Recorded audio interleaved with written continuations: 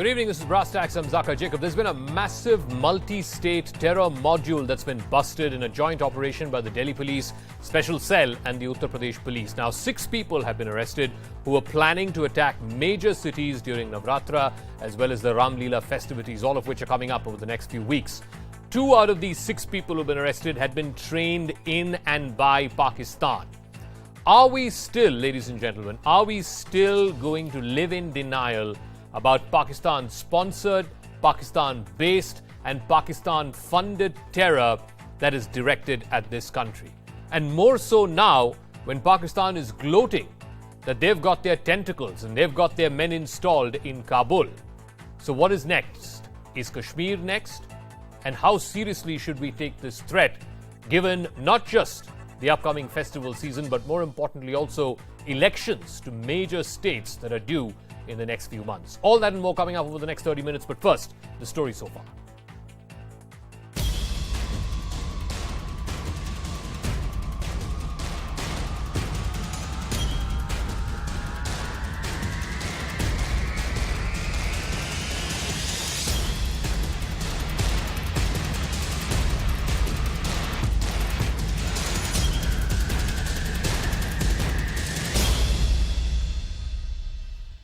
All right, so let's tell you the modus operandi of these 6 people. 2 of them, 2 suspects, they traveled from Lucknow and Allahabad.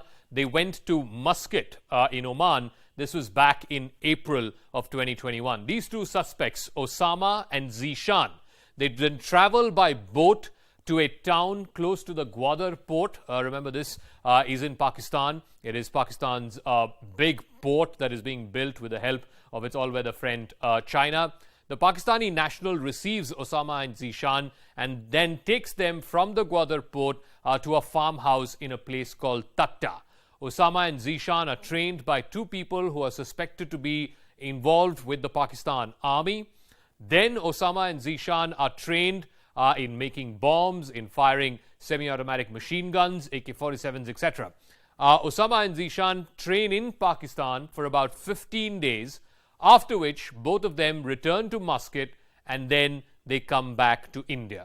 Upon arrival here in India, they were busted in a joint operation by both the Delhi Police Special Cell as well as the Uttar Pradesh Police. In total, 6 people have been arrested, 2 of them from Delhi, 3 from Uttar Pradesh and 1 from Maharashtra. But now we've got a big piece of breaking news. Sources have told CNN News 18 that this was an ISI-directed D-Company operation. In fact, specifically in that press conference, the joint CP of the Special Cell said that this was Dawood Ibrahim's brother, Anis Ibrahim, who was the mastermind behind this attack. In fact, CNN News 18's investigations editor Manoj Gupta spoke to Chota Shakil, who is one of the top lieutenants. In fact, he's considered the right-hand man of Dawood Ibrahim, who has expectedly denied any link to this module.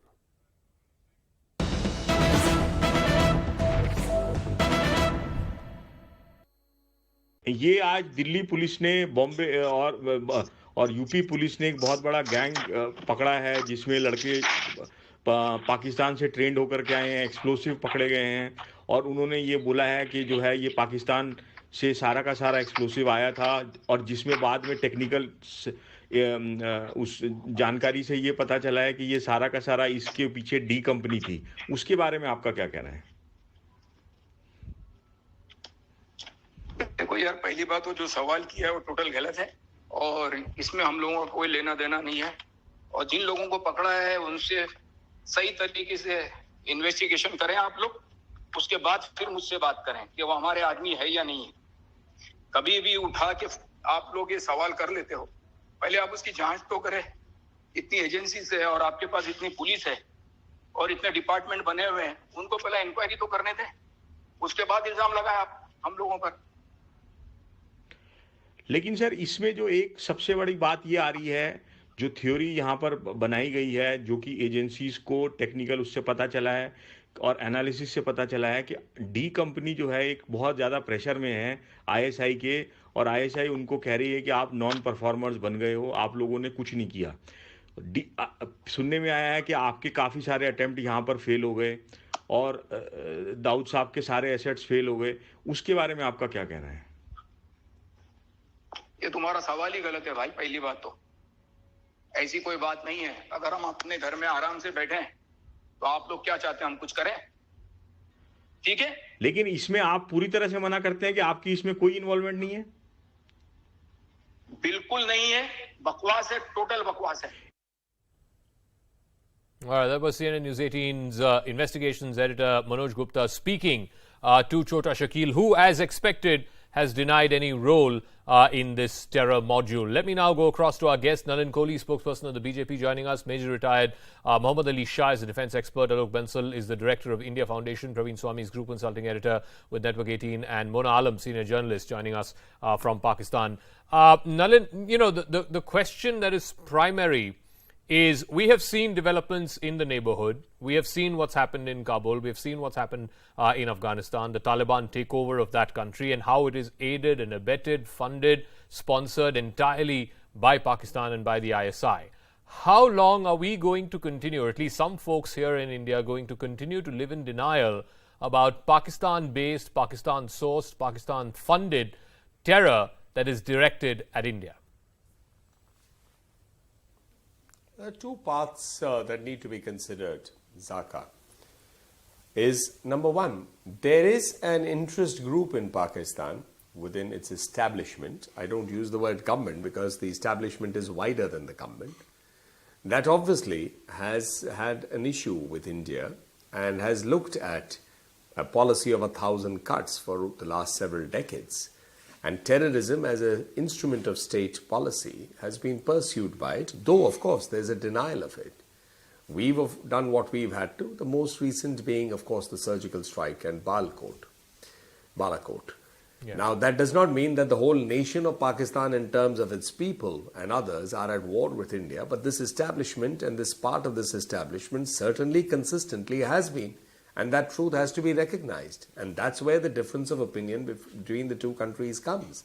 India's point is very clear. Terror and talks don't go together. There's a sort of a red line drawn. And this story keeps coming up. Whereas from Pakistan's point of view, that terror can take place, but talk should go on. And that's where you can see where the relationships have been. And that's been the history over the last several decades. Okay. The second part is the misuse of Islam, the misuse of the religion by a segment of its followers. That is also an equal reality that goes beyond Pakistan. That's a global phenomenon. Mm-hmm.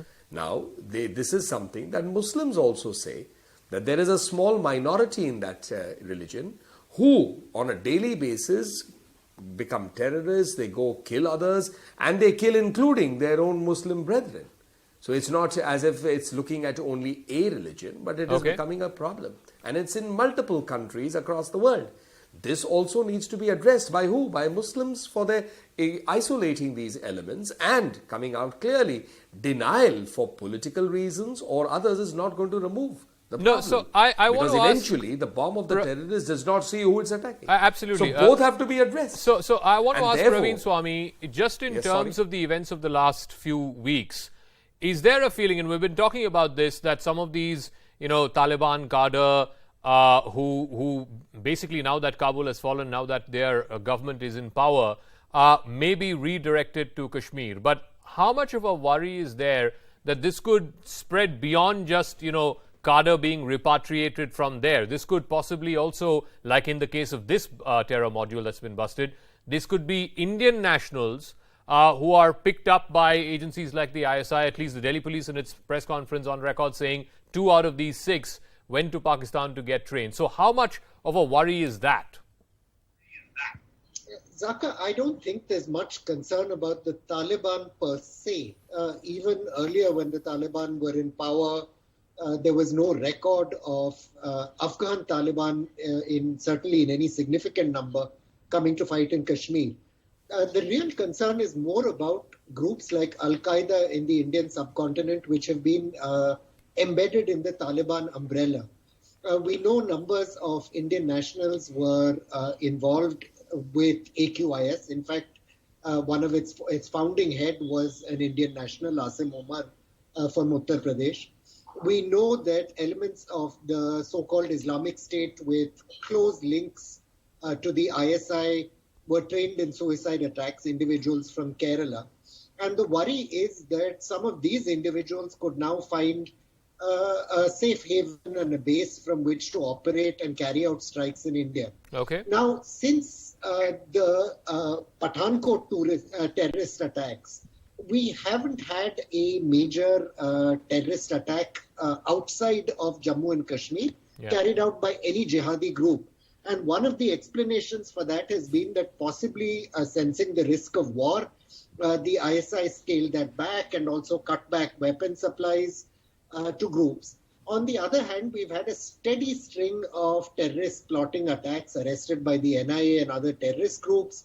Now, is there going to be some change in the ISI's thinking about this, victorious as they perceive it, as they have been in Afghanistan? We don't know. Okay. But certainly people in the security services and elsewhere will be watching this very, very carefully. Mona Alam, when the Delhi police had their press conference a couple of hours ago, the gentleman who was addressing the press was very, very clear that they believe the mastermind was Anis Ibrahim, the brother of Dawood Ibrahim, part of the D Company. You heard what Manoj Gupta, our investigations editor, when he spoke to Chota Shakil. You wouldn't expect him to come out and accept that yes, they were part of this module. He has done what anybody would have done, that is to deny his role. The question, though, is larger. Is as a fallout of what's happening in Kabul, in Afghanistan, is there a feeling in Rawalpindi that okay, now Project 1 is done, time for Project 2, and that's where the role of the likes of Anis Ibrahim, Dawood Ibrahim, etc. come to the fore, because we've also been reporting here on CNN News 18 that there is pressure on these groups to be seen as quote-unquote doing some big acts, quote-unquote.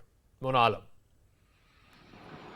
Look, Pakistan has not undertaken any kind of operations.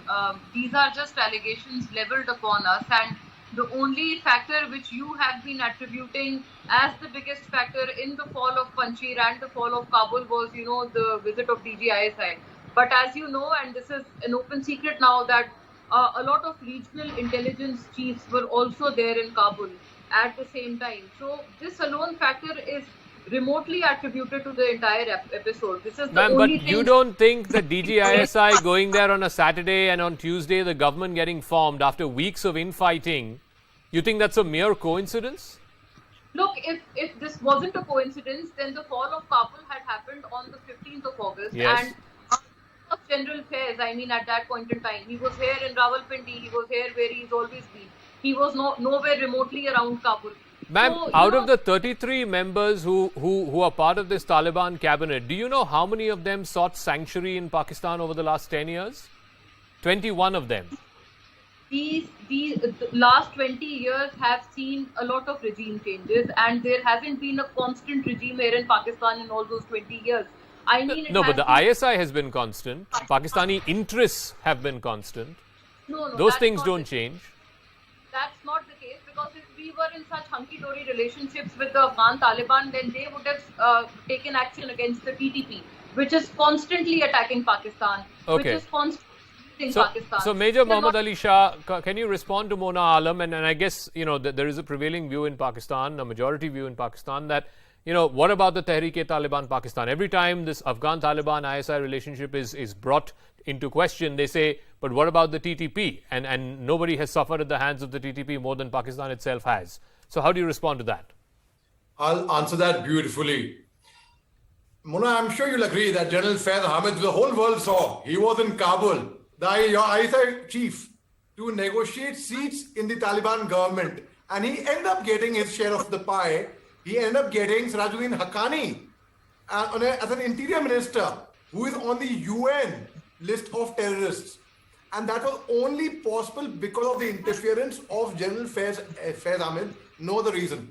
Also, Mona, when the IC-814 was hijacked from Tribhuvan Airport to Delhi, it was headed to, but it was taken to Amritsar and then to Lahore, then to the UAE and then to Kandahar finally. It was ISI involvement. Our NSA, Ajit Doval Saab, had seen it. And he had the foresight to actually see that it was ISI involved. Thirdly, Maulana brother, he possesses a Pakistani iCard, Pakistani passport. I would like to know your views on that as well after this.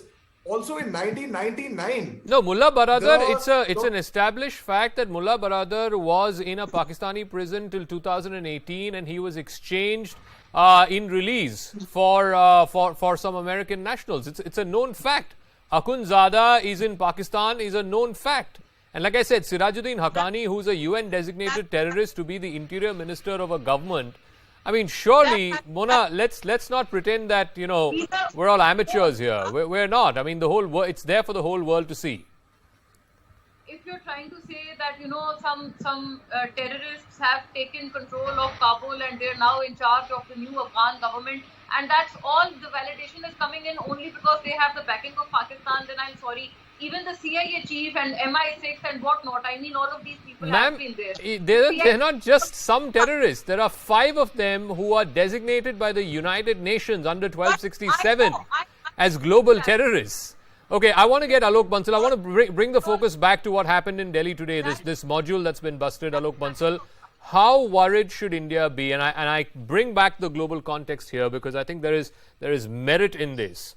Nobody would think that the ISI are not feeling like a bunch of Cheshire cats after what's happened in Kabul, after what's happened in Afghanistan. The larger question is, what does India need to do to ramp up its defenses to potential, not just redirection of Taliban cadre to Kashmir, but also, more importantly and more worryingly, I would say, indigenous folks like the ones who've been busted today getting either emboldened or attracted to this 7th century ideology which the Taliban espouses.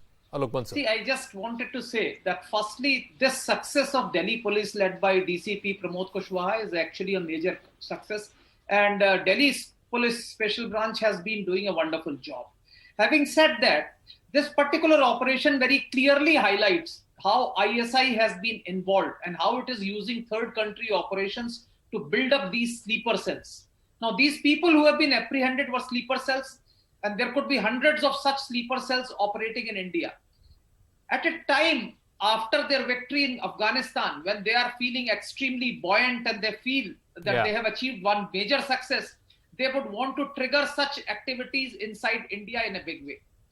We must also understand that a large number of people who have been fighting for Taliban in Afghanistan were not Afghan nationals. Yes. There were a large number of them who were Pakistani nationals. There were even ISI officers who were actually with the advancing troops of Taliban. Now, once Afghanistan is settled, all these Pakistani nationals who are fighting in Afghanistan are not going to go back to Lahore and start plowing the fields. They will only be redirected to different arenas within India where they would actually indulge in same things. The third factor we need to understand is that after this so-called victory in Afghanistan, every outfit which is trying to fight the state feels buoyed. Yes, if Taliban can defeat US, we can also do. Okay. So there is also certain amount of resurgence which you are seeing in Kashmir, etc., where there have been a sudden spurt in activity. Correct. And the fourth point, which is very, very important, is that we need to understand that there is also a theological dimension to Taliban's capturing of Afghanistan, because it meets certain theological requirements of jihad. Yeah. So consequently, with the fall of Kabul, you would see that resurgence of indigenous recruits coming out, as had happened after the fall of Mosul to Islamic State. Because please understand, theological requirement-wise, possession of a territory makes jihad that much theologically legitimate. And with the fall of Kabul, the jihad, which is to be led under Amirul Mu'minin by al-qaeda and its affiliate organizations, gets that much more traction. And so you could see a spurt in local recruits coming out. No, so that's exactly the point that I think Praveen was also trying to make, and I'll ask Nalin Kohli this. Shouldn't that mean that much more that India should double down on its security, that India should double down on not just this possibility of redirection of Taliban cadre, but more worryingly, indigenous people who could either be swayed by this ideology, who could feel emboldened by this ideology, and all the more reason to double down on our defenses. Today it got busted, but God forbid, tomorrow's module, who knows, may slip away. But I think, Zaka, you have to bear in mind, that's the challenge between the law enforcement agencies and and the terrorist organizations. In 100 cases, the concern is that one's slipping out. But let's not forget that the 99 cases that the law enforcement agency prevented from happening. So that is a global challenge. It's not exclusive to India. It can't be either. That's the nature of it. And of course, as you mentioned, there have been instances, let me take a Jammu and Kashmir. In the Kashmir Valley, there have been elimination of virtually the top commanders of various political terrorist organizations. And the police there has been at it consistently. The same holds true for other intelligence. In terms of defense, I mean, if you follow the Prime Minister Modi's speech just today, I mean, he was talking about indigenization of the defense. He was talking about what all is being done in terms of expanding it, what all we are producing. India has been placing its orders, and India has been expanding its needs and requirements, has been meeting those needs and requirements from ammunition. Okay. If you recall, when the government had come in 2014, we didn't even have 10 days of stock in terms of ammunition and other things. Those have been scaled up since. It's on the borders that our roads are improving, airfields are coming up, forward bases are being made. A lot is happening besides purchase foreign and local manufacture of arms and ammunition. Sure. No, I want to ask Mona Alam, you know, one of the points that Alok Bansal made, this is no longer confined to a country or to a geography. This is some kind of weird ideology of creating an ummah or creating a global community of people who want to take the world back to the 6th century and 7th century. We've seen that with what the Islamic State has done. Otherwise, what explains, Mona Alam, two fellows from, you know, Allahabad in Uttar Pradesh and Rai Bareli and Lucknow going all the way to Muscat, and from Muscat to Gwadar, and from Gwadar to Tatta, and being trained there for 15 days by Pakistani army regulars, and then being sent back to India to wage jihad for what? I mean, what is this global ideology that you know, people from rural and interior parts of villages here are willing to go to Oman and to Pakistan and kill people in the name of the Ummah? Look, the fact is that, firstly, I do not want to stereotype just one particular religion with this kind of extremism. Extremism in all its manifestations has to be condemned alike. I cannot say that extremism, Islamic extremism is bad, but, you know, Hindu extremism is good. No, but we cannot do you condemn what the Taliban is doing in Afghanistan? Or will you qualify that also by saying, oh, they are bad, but others are also bad? Form of Islamic extremism, correct. I do know that, and everybody knows that. But, you know, there are also manifestations of extremism in other religions as well. So I do not want to stereotype a particular religion with extremism, because the true essence of why are we continuing to be politically correct about it? Can you give me a parallel example of people who've been picked up from India and sent to Pakistan to wage jihad there in the name of another religion? You cannot, right? There is no example of it. If I may, there was this Johar town blast here in Anywhere Lahore. else in the world. And if you know, there was this Johar town blast here in Lahore, and that was all attributed. I mean, our foreign office also did a press conference, and that was all attributed. It had links to the raw. So of course, you know, again, it comes back. Major General, Major Shah. I mean, you know, the attack that she's referring to, if I'm not mistaken, I think there were some Chinese assets and Chinese projects that were targeted. Again, I can't think of you know, anybody doing this for quote unquote a religion or for quote unquote theological reasons, as Alok Bansal put it. Mona, you know, Major Shah. Mona, being in the army, I have fought counterinsurgency and counter-terrorism operations in Jammu Kashmir and in the Northeast. Why is it that only in the Jammu Kashmir, over there, there were Pakistani trained terrorists who were coming in. Most of them were suicide bombers. Whereas in the Northeast, not a single suicide bomber. I had fought insurgency in Manipur, Nagaland, Assam as well. There was not a single suicide bomber there. Why? Okay, where was Osama bin Laden found? Ultimately, in Pakistan. So it has been, it's not about religion, it's about nationality.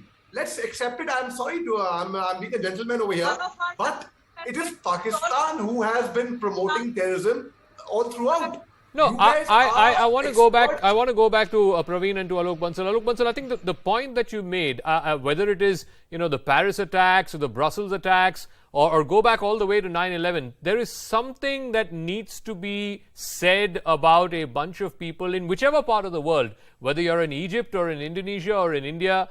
What is it that's drawing them to kill in the name of a warped ideology? See, because there is a narrative that has been circulated where they believe that it is their bounden duty to believe in this particular thing.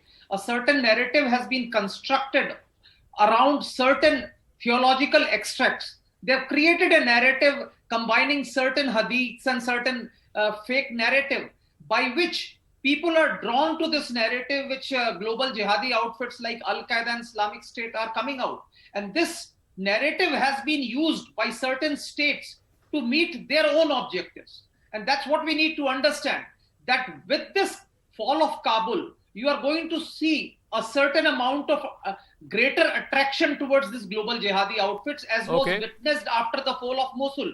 And now this attraction and this overzeal to actually indulge in terrorist acts in the name of religion could be harnessed by ISI, which is always looking for this opportunity and is hand in gloves with many of these terrorist outfits. They have very close linkages and they will use them. Like Praveen, I'll give you the final word. I got a final minute. It comes, whether it is in this case, one chap picked up from Raebareli, one from Lucknow, the other from Allahabad. I don't know what is it that draws them to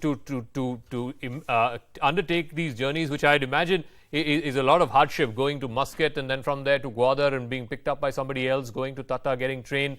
It goes back again. We've seen this in the past. I mean, what is it that drives two Christian girls from Kerala to go and work for the Islamic State in Afghanistan? There's got to be something. The easy answer, and I think the popular one these days, would be to say certain kind of intolerant Islam. But I think Indians, from our own lived experience, know that's not true. We have any number of violent and murderous ideologies ranging from Maoists in Chhattisgarh to we've had a Khalistan movement, we've had various kinds of communal riots. The reasons why some particular individual is drawn to a violent ideology are probably best answered by a psychologist and not by an analyst. But what we do know is that the best insurance a society has against violence is social stability and harmony. And while it is vital that our police forces and our intelligence services guard against elements who do this, we know that societies that have allowed themselves to be hijacked by extremist currents, whatever they are, tend to disintegrate, while those who maintain the peace don't. And that is probably the biggest strength India's had and the biggest challenge it will have going forward. Okay, we'll leave it at that. Thank you very much. I'll wrap up by simply saying that we've seen this 6. We'll get more information as and when they're produced in a court, as and when the Delhi police and the UP police build a case against them. But let's be very, very clear. This cannot be seen in a disconnected way from what's happening in the wider neighborhood. We've all seen what's happened in Afghanistan with the fall of Kabul and the Taliban takeover there. There are definitely elements around the world, and I'm not just saying India, around the world, around the region, who feel either drawn to that particular ideology for whatever reason or feel emboldened to be drawn to that particular ideology, both of which needs to be curtailed. And I hope, India is picking the right lessons. That's a wrap. I'll catch you again tomorrow night, same time.